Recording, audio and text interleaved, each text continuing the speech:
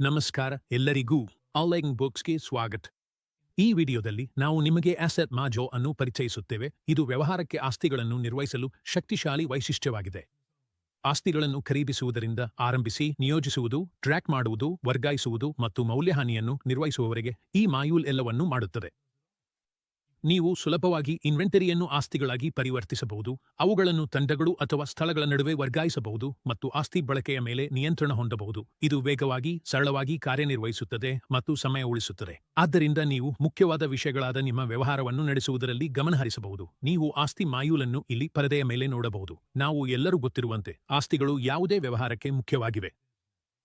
ನೀವು ವ್ಯವಹಾರವನ್ನು ನಡೆಸುತ್ತಿದ್ದರೆ ನಿಮ್ಮ ವ್ಯವಹಾರದಲ್ಲಿ ಈಗಿರುವ ಆಸ್ತಿಗಳನ್ನು ನೀವು ನಿರ್ವಹಿಸಬೇಕಾಗುತ್ತದೆ. ನಿಮ್ಮ ವ್ಯವಹಾರದಲ್ಲಿ ಈಗಿರುವ ಯಾವ ಆಸ್ತಿಗಳಾದರೂ ಅವುಗಳ ಮಾಹಿತಿಯನ್ನು ನೀವು ಈ ಟ್ಯಾಬ್ ಮೂಲಕ ಸೂಚಿಸಬಹುದು ಮತ್ತು ನಿರ್ವಹಿಸಬಹುದು. ಹೊಸ ಆಸ್ತಿಯನ್ನು ಸೂಚಿಸಲು ಅಥವಾ ಈಗಿರುವುದನ್ನು ದಾಖಲಿಸಲು ಮೊದಲು ನೀವು ಕ್ರಿಯೇಟ್ ನ್ಯೂ ಅಸೆಟ್ ಬಟನ್ ಮೇಲೆ ಕ್ಲಿಕ್ ಮಾಡಬೇಕು. ಇಲ್ಲಿ ನೀವು ಆಸ್ತಿಯ ಹೆಸರನ್ನು ನಮೂದಿಸಬಹುದು. ಉದಾಹರಣೆಗೆ ನಾನು ಫರ್ನಿಚರ್ ಅನ್ನು ಸೂಚಿಸುತ್ತಿದ್ದೇನೆ. ಆಮೇಲೆ ಅಂಡರ್ ಗ್ರೂಪ್ ಅನ್ನು ಆಯ್ಕೆ ಮಾಡಿ. ನಿಮ್ಮ ಅಗತ್ಯಕ್ಕೆ ಅನುಗುಣವಾಗಿ ನೀವು ಹೊಸ ಅಂಡರ್ ಗ್ರೂಪ್ ಅನ್ನು ಕೂಡ ಸೂಚಿಸಬಹುದು. ಮುಂದೆ ನೀವು ಆಸ್ತಿಯ ಪ್ರಕಾರವನ್ನು ಆಯ್ಕೆ ಮಾಡಬೇಕು. ಅದು ಸ್ಕ್ರ್ಯಾಪ್ ಆಗಿರಬಹುದು, ಕೆಲವು ವ್ಯಾಪಾರ ವಸ್ತುಗಳು ಅಥವಾ ಆಮದು ಮಾಡಿದ ಆಸ್ತಿ ಆಗಿರಬಹುದು. ಆಸ್ತಿ ಕೋಡ್ ಅನ್ನು ಸಾಫ್ಟ್ವೇರ್ ಸ್ವಯಂಚಾಲಿತವಾಗಿ ರಚಿಸುತ್ತದೆ. ನಂತರ ನೀವು ಫರ್ನಿಚರ್ಗೆ ಯೂನಿಟ್ ಆಯ್ಕೆ ಮಾಡಬಹುದು, ಅಂದರೆ ಈ ಆಸ್ತಿಯ ಮಾಪನವನ್ನು ನೀವು ಹೇಗೆ ಸೂಚಿಸಬೇಕು ಎಂದು.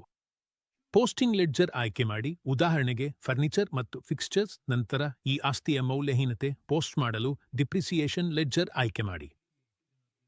ವಿವರಗಳನ್ನು ಉಳಿಸಲು ಸರಳವಾಗಿ ಸೇವ್ ಬಟನ್ ಮೇಲೆ ಕ್ಲಿಕ್ ಮಾಡಿ. ಪ್ರಸ್ತುತ ನಾನು ಪ್ರತಿಯೊಂದು ಆಸ್ತಿಯನ್ನು ಕೈಯಾರೆ ಸೂಚಿಸುತ್ತಿದ್ದೇನೆ, ಆದರೆ ಅಲೈನ್ ಬುಕ್ಸ್ ಆಮದು ಆಯ್ಕೆಯನ್ನು ಒದಗಿಸುತ್ತದೆ. ನಿಮ್ಮ ಬಳಿ ಆಸ್ತಿ ವಿವರಗಳು ಎಕ್ಸೆಲ್ ಫೈಲ್ನಲ್ಲಿ ಇದ್ದರೆ ಈ ಟ್ಯಾಬ್ ಮೂಲಕ ಫಾರ್ಮ್ಯಾಟ್ ಸೂಚಿಸಿ ನೇರವಾಗಿ ಅಪ್ಲೋಡ್ ಮಾಡಬಹುದು. ನಿಮ್ಮ ಎಕ್ಸೆಲ್ ಫೈಲ್ನ ಕಾಲಂಗಳನ್ನು ಮ್ಯಾಪ್ ಮಾಡಿ. ನಿಮ್ಮ ಬಳಿ ಇನ್ನೂ ಎಕ್ಸೆಲ್ನಲ್ಲಿ ಡೇಟಾ ಇಲ್ಲದಿದ್ದರೆ ಟೆಂಪ್ಲೇಟ್ ಫಾರ್ಮ್ಯಾಟ್ ಡೌನ್ಲೋಡ್ ಮಾಡಿ. ಎಲ್ಲ ಆಸ್ತಿ ಮಾಹಿತಿಯನ್ನು ಫೈಲ್ನಲ್ಲಿ ನಮೂದಿಸಿ ನಂತರ ಇಂಪೋರ್ಟ್ ಬಟನ್ ಬಳಸಿ ನೇರವಾಗಿ ಆಮದು ಮಾಡಬಹುದು. ಇದರಿಂದ ನೀವು ಅನೇಕ ಆಸ್ತಿಗಳನ್ನು ಸುಲಭವಾಗಿ ಅಲೈನ್ ಬುಕ್ಸ್ಗೆ ಆಮದು ಮಾಡಬಹುದು. ಯಾವುದೇ ಆಸ್ತಿ ವಿವರಗಳನ್ನು ನವೀಕರಿಸಲು ಅಥವಾ ತಿದ್ದುಪಡಿ ಮಾಡಲು ಎಡಿಟ್ ಬಟನ್ ಮೇಲೆ ಕ್ಲಿಕ್ ಮಾಡಿ. ಅದೇ ವಿಂಡೋ ತೆರೆಯುತ್ತದೆ. ಇದರಿಂದ ನೀವು ಆಸ್ತಿ ಮಾಹಿತಿಯನ್ನು ತಿದ್ದುಪಡಿ ಮಾಡಬಹುದು. ನೀವು ಆಸ್ತಿಯನ್ನು ಶಾಶ್ವತವಾಗಿ ಅಳಿಸಲು ಬಯಸಿದರೆ ಡಿಲೀಟ್ ಬಟನ್ ಮೇಲೆ ಕ್ಲಿಕ್ ಮಾಡಿ. ಈಗ ನನಗೆ ಕೇವಲ ಒಂದು ಆಸ್ತಿ ಮಾತ್ರ ಇದೆ. ಬಹು ಆಸ್ತಿಗಳು ಇದ್ದರೆ ಮತ್ತು ಅವುಗಳನ್ನು ಒಂದೇ ಬಾರಿ ಅಳಿಸಲು ಬಯಸಿದರೆ ಚೆಕ್ಬಾಕ್ಸ್ಗಳನ್ನು ಆಯ್ಕೆ ಮಾಡಿ ಮತ್ತು ಬಾಕ್ಸ್ ಡಿಲೀಟ್ ಆಯ್ಕೆಯನ್ನು ಕ್ಲಿಕ್ ಮಾಡಿ. ಆಯ್ಕೆ ಮಾಡಿದ ಆಸ್ತಿಗಳು ಸಾಫ್ಟ್ವೇರ್ನಿಂದ ಅಳಿಸಲಾಗುತ್ತದೆ. ಇಲ್ಲಿ ನಿಮಗೆ ಒಂದು ಎಕ್ಸೆಲ್ ಬಟನ್ ಕೂಡ ಇದೆ. ನೀವು ಎಲ್ಲ ಆಸ್ತಿ ಮಾಹಿತಿಯನ್ನು ಎಕ್ಸೆಲ್ಗೆ ರಫ್ತು ಮಾಡಬೇಕಾದರೆ ಈ ಎಕ್ಸೆಲ್ ಬಟನ್ ಮೇಲೆ ಕ್ಲಿಕ್ ಮಾಡಿ. ಯಾವುದೇ ಆಸ್ತಿಯನ್ನು ತ್ವರಿತವಾಗಿ ಹುಡುಕಲು ಸರ್ಚ್ ಬಾಕ್ಸ್ನಲ್ಲಿ ಆಸ್ತಿ ವಿವರಗಳನ್ನು ಟೈಪ್ ಮಾಡಿ. ನೀವು ಗುಂಪಿನ ಹೆಸರು, ಆಸ್ತಿ ಹೆಸರು ಅಥವಾ ಘಟಕದ ಹೆಸರನ್ನು ನಮೂದಿಸಬಹುದು. ನೀವು ಟೈಪ್ ಮಾಡಿದ ಮಾಹಿತಿಯ ಆಧಾರದ ಮೇಲೆ ಫಲಿತಾಂಶಗಳು ಕಾಣಿಸಿಕೊಳ್ಳುತ್ತವೆ. ನೀವು ಆಸ್ತಿ ಪಟ್ಟಿ ಫಿಲ್ಟರ್ ಮಾಡಲು ಬಯಸಿದರೆ ಫಿಲ್ಟರ್ ಟ್ಯಾಬ್ ಬಳಸಿ ನಿಮ್ಮ ಅಗತ್ಯಕ್ಕೆ ತಕ್ಕಂತೆ ಪಟ್ಟಿ ಸೀಮಿತಗೊಳಿಸಬಹುದು. ಯಾವುದೇ ಬದಲಾವಣೆಗಳನ್ನು ಮಾಡಿದ ನಂತರ ನವೀಕರಿಸಿದ ಮಾಹಿತಿ ಪರದೆಯ ಮೇಲೆ ಕಾಣಿಸದಿದ್ದರೆ ರಿಫ್ರೆಶ್ ಬಟನ್ ಮೇಲೆ ಕ್ಲಿಕ್ ಮಾಡಿ ಪ್ರಸ್ತುತ ಡೇಟಾವನ್ನು ಮರುಲೋಡ್ ಮಾಡಿ. ಈಗ ಮುಂದಿನ ಆಯ್ಕೆಗೆ ಸಾಗೋಣ. Inventory to asset. Inventory to asset ಎಂದರೆ ನೀವು ನಿಮ್ಮ ವ್ಯವಹಾರಕ್ಕಾಗಿ ಹೊಸ ಆಸ್ತಿಗಳನ್ನು ಖರೀದಿಸಿದಾಗ ಮೊದಲು ಖರೀದಿ ಬಿಲ್ ರಚಿಸಬೇಕಾಗುತ್ತದೆ. ಆದಿಯಲ್ಲಿ ಆ ಆಸ್ತಿಯನ್ನು ಇನ್ವೆಂಟರಿಯಾಗಿ ದಾಖಲಿಸಲಾಗುತ್ತದೆ. ಒಮ್ಮೆ ಖರೀದಿ ಬಿಲ್ ರಚಿಸಿದ ನಂತರ ಆ ಇನ್ವೆಂಟರಿ ಐಟಂ ಅನ್ನು ಆಸ್ತಿಯಾಗಿ ಪರಿವರ್ತಿಸಬಹುದು. ನಾನು ನಮ್ಮ ವ್ಯವಹಾರಕ್ಕಾಗಿ ಹೊಸ ಆಸ್ತಿಯನ್ನು ಖರೀದಿಸಿದ್ದರಿಂದ ಖರೀದಿ ಬಿಲ್ ರಚಿಸುತ್ತಿದ್ದೇನೆ ಎಂದು ಊಹಿಸೋಣ.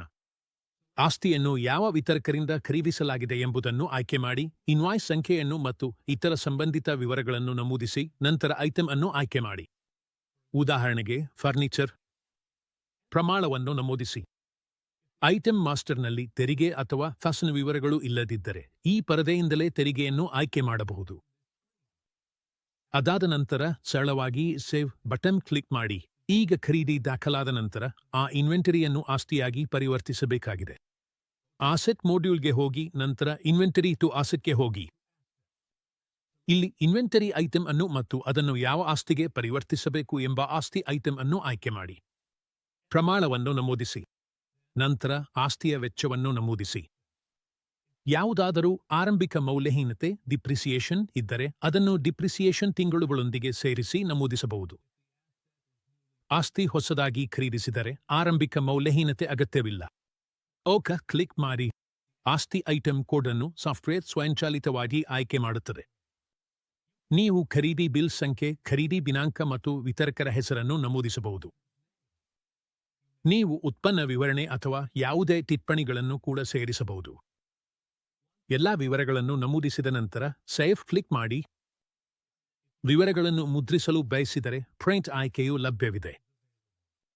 ಇಂಪೋರ್ಟ್ ಬಟನ್ ಕ್ಲಿಕ್ ಮಾಡುವ ಮೂಲಕ ನೀವು ಎಕ್ಸೆಲ್ ಬಳಸಿ ಇನ್ವೆಂಟರಿಯನ್ನು ಆಸ್ತಿ ಡೇಟಾಗೆ ಆಮದು ಮಾಡಬಹುದು.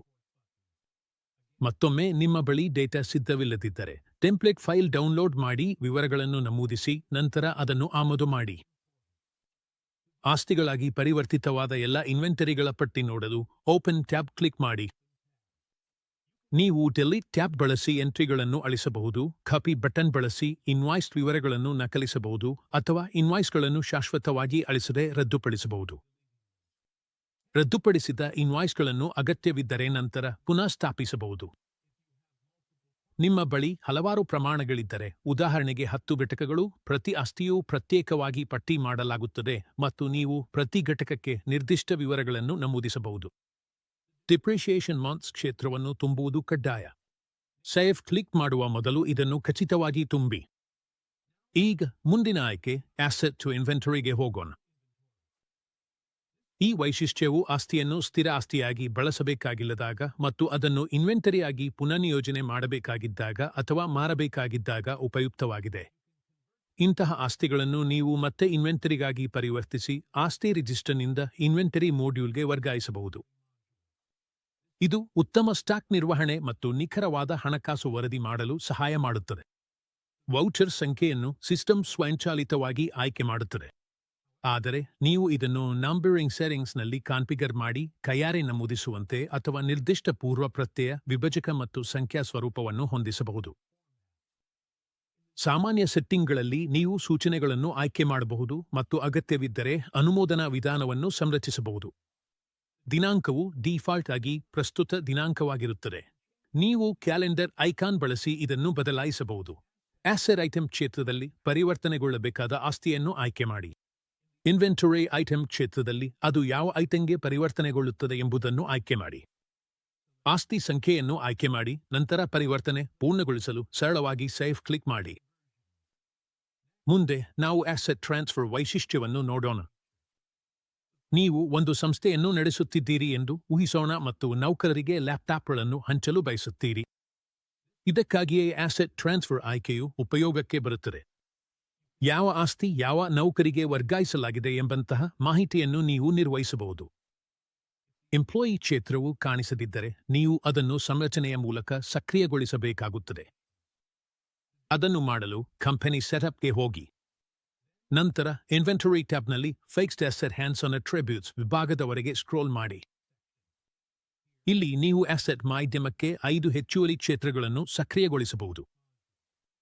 ಚೆಕ್ ಬಾಕ್ಸ್ ಅನ್ನು ಟಿಕ್ ಮಾಡಿ ಖಾಲಿ ಬಿಡಲು ಅನುಮತಿಸಬೇಕೆಂದು ಆಯ್ಕೆ ಮಾಡಿ ಮತ್ತು ಕ್ಯಾಪ್ಷನ್ ಹೆಸರನ್ನು ನಮೂದಿಸಿ, ಉದಾಹರಣೆಗೆ ಎಂಪ್ಲಾಯಿ. ಕ್ಷೇತ್ರದ ಪ್ರಕಾರವನ್ನು ನಿರ್ದಿಷ್ಟಪಡಿಸಿ, ಕಸ್ಟಮರ್, ವೆಂಡರ್ ಅಥವಾ ಎಂಪ್ಲಾಯಿ. ಈ ಸಂದರ್ಭದಲ್ಲಿ ಎಂಪ್ಲಾಯಿ ಅನ್ನು ಆಯ್ಕೆ ಮಾಡಿ. ಸೇವ್ ಮೇಲೆ ಕ್ಲಿಕ್ ಮಾಡಿ ನಂತರ ಟ್ಯಾಬ್ ಅನ್ನು ರಿಫ್ರೆಶ್ ಮಾಡಿ. ಈಗ ನೀವು ಅಸೆಟ್ ಮಾಧ್ಯಮಕ್ಕೆ ಹಿಂತಿರುಗಿದಾಗ ಎಂಪ್ಲಾಯಿ ಕ್ಷೇತ್ರವು ಕಾಣಿಸುತ್ತದೆ. ವೌಚರ್ ಹೆಸರು ವ್ಯವಸ್ಥೆಯ ಮೂಲಕ ಸ್ವಯಂಚಾಲಿತವಾಗಿ ಆಯ್ಕೆ ಮಾಡಲಾಗುತ್ತದೆ. ನೀವು ದಿನಾಂಕವನ್ನು ಆಯ್ಕೆ ಮಾಡಬಹುದು, ನಂತರ ಆಸ್ತಿಯ ಐಟಂ ಮತ್ತು ಆಸ್ತಿಯ ಸಂಖ್ಯೆಯನ್ನು ಆಯ್ಕೆ ಮಾಡಿ. ಮುಂದೆ ನೀವು ಆಸ್ತಿಯನ್ನು ವರ್ಗಾಯಿಸುತ್ತಿರುವ ಉದ್ಯೋಗಿಯನ್ನು ಆಯ್ಕೆ ಮಾಡಿ ಮತ್ತು ಅಗತ್ಯವಿದ್ದರೆ ಹೆಚ್ಚುವರಿ ವಿವರಗಳನ್ನು ನಮೂದಿಸಿ. ಸೇವ್ ಮೇಲೆ ಕ್ಲಿಕ್ ಮಾಡಿ ನಂತರ ನೀವು ಆಸ್ತಿಯನ್ನು ವರ್ಗಾಯಿಸುತ್ತಿರುವ ಹೊಸ ಉದ್ಯೋಗಿಯನ್ನು ಆಯ್ಕೆ ಮಾಡಿ. ಮತ್ತೊಮ್ಮೆ ಸೇವ್ ಮೇಲೆ ಕ್ಲಿಕ್ ಮಾಡಿ. ಇದು ಆಸ್ತಿ ವರ್ಗಾವಣೆಯನ್ನು ದಾಖಲಿಸುತ್ತದೆ. ವರ್ಗಾಯಿಸಲಾದ ಆಸ್ತಿಗಳನ್ನು ವೀಕ್ಷಿಸಲು ಓಪನ್ ಟ್ಯಾಬ್ಗೆ ಹೋಗಿ ದಿನಾಂಕ ಶ್ರೇಣಿಯನ್ನು ಹೊಂದಿಸಿ ಮತ್ತು ಓಕೆ ಕ್ಲಿಕ್ ಮಾಡಿ. ಎಲ್ಲಾ ಸಂಬಂಧಿತ ಡೇಟಾ ನಿಮ್ಮ ಪರದೆಯ ಮೇಲೆ ಪ್ರದರ್ಶಿಸಲಾಗುತ್ತದೆ. ಇದು ನಿಮ್ಮ ಆಸ್ತಿಗಳ ಹಸ್ತದಲ್ಲಿರುವ ಸ್ಥಿತಿಯನ್ನು ಮತ್ತು ಅವುಗಳನ್ನು ಯಾರಿಗೆ ವರ್ಗಾಯಿಸಲಾಗಿದೆ ಎಂಬುದನ್ನು ಟ್ರ್ಯಾಕ್ ಮಾಡಲು ಸಹಾಯ ಮಾಡುತ್ತದೆ. ನೀವು ಇನ್ವೆಂಟರಿಯನ್ನು ಆಸ್ತಿಯಾಗಿ ಪರಿವರ್ತಿಸಿ, ಆ ಪರಿವರ್ತನೆಯ ಸಮಯದಲ್ಲಿ ಅದನ್ನು ಉದ್ಯೋಗಿಗೆ ನಿಯೋಜಿಸಲು ಬಯಸಿದರೆ, ಈಗ ನೀವು ಅದನ್ನು ಕೂಡ ಮಾಡಬಹುದು, ಆದರೆ ಕಾನ್ಫಿಗರೇಷನ್ನಲ್ಲಿ ಎಂಪ್ಲಾಯಿ ಕ್ಷೇತ್ರವನ್ನು ಸಕ್ರಿಯಗೊಳಿಸಿದ ನಂತರ ಮಾತ್ರ. ಕೊನೆಗೆ ವರದಿಗಳ ಬಗ್ಗೆ ಮಾತನಾಡೋಣ. ಆಸ್ತಿಗಳ ಸಂಬಂಧಿತ ಎಲ್ಲಾ ವರದಿಗಳನ್ನು ವೀಕ್ಷಿಸಲು ರಿಪೋರ್ಟ್ಸ್ ಟ್ಯಾಬ್ಗೆ ಹೋಗಿ. ಅಸೆಟ್ಸ್ ವಿಭಾಗದವರೆಗೆ ಸ್ಕ್ರೋಲ್ ಮಾಡಿ. ಇಲ್ಲಿ ನೀವು asset register, asset transfer register ಮತ್ತು ಅಸೆಟ್ ಡಿಪ್ರಿಷಿಯೇಷನ್ ಅನ್ನು ಕಾಣಬಹುದು. ಈಗ ನಾವು ಮೌಲ್ಯಹೀನತೆ ಡಿಪ್ರಿಷಿಯೇಷನ್ ಅನ್ನು ಹೇಗೆ ಲೆಕ್ಕ ಹಾಕಬಹುದು? ಮೌಲ್ಯಹೀನತೆ ಸೆಟ್ಟಿಂಗ್ಗಳನ್ನು ಕಾನ್ಫಿಗರ್ ಮಾಡಲು ಕಂಪನಿ ಸೆಟಪ್ಗೆ ಹೋಗಿ, ನಂತರ ಫೈನಾನ್ಸ್ ಟ್ಯಾಬ್ಗೆ ಹೋಗಿ ಮತ್ತು ಕೆಳಗೆ ಸ್ಕ್ರೋಲ್ ಮಾಡಿ. ನೀವು ಇಲ್ಲಿ ಡಿಪ್ರಿಷಿಯೇಷನ್ ರೇಟ್ ವಿಭಾಗವನ್ನು ಕಾಣಬಹುದು. ಇಲ್ಲಿ ನೀವು ಡಿಪ್ರಿಷಿಯೇಷನ್ ಲೆಡ್ಜರ್ ಆಯ್ಕೆ ಮಾಡಬಹುದು. ಸಂವಿಧಾನ ಆಧಾರಿತವಾಗಿ ಡಿಪ್ರಿಷಿಯೇಷನ್ ದರಗಳನ್ನು ಹೊಂದಿಸಬಹುದು. ಕಂಪನಿಯ ಡಿಪ್ರಿಷಿಯೇಷನ್ ದರಗಳನ್ನು ಆಧಾರಿತವಾಗಿ ಹೊಂದಿಸಬಹುದು ಮತ್ತು ಅನ್ವಯಿಸುವ ದರಗಳನ್ನು ಇಲ್ಲಿ ನಮೂದಿಸಬಹುದು. ಇದೇ ರೀತಿ ಎಲೆಂಗ್ ಬುಕ್ಸ್ನಲ್ಲಿ ಡಿಪ್ರಿಷಿಯೇಷನ್ ಲೆಕ್ಕ ಹಾಕಲಾಗುತ್ತದೆ ಮತ್ತು ಪೋಸ್ಟ್ ಮಾಡಲಾಗುತ್ತದೆ. ಇದರಿಂದ ಎಲೆಂಗ್ ಬುಕ್ಸ್ನಲ್ಲಿ ಅಸೆಟ್ ಮಾಯೂಲ್ ಮುಗಿಯುತ್ತದೆ. ಧನ್ಯವಾದಗಳು.